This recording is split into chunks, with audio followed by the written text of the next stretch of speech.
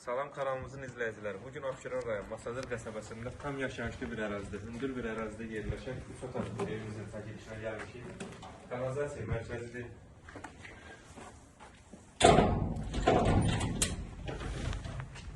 Kombi yığılır.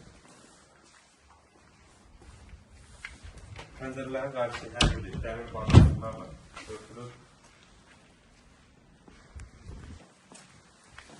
Evin sənəti paket kurtsadır.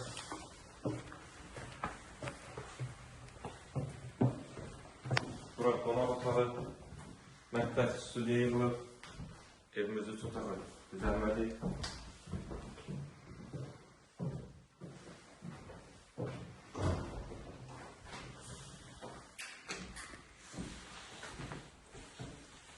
Sanitar qovşağı.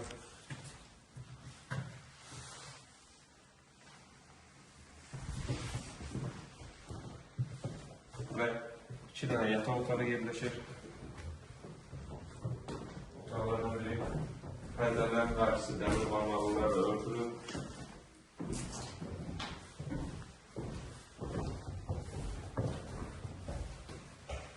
Bu da uşaqlar üçün nəzərdə tutulmuş otaq.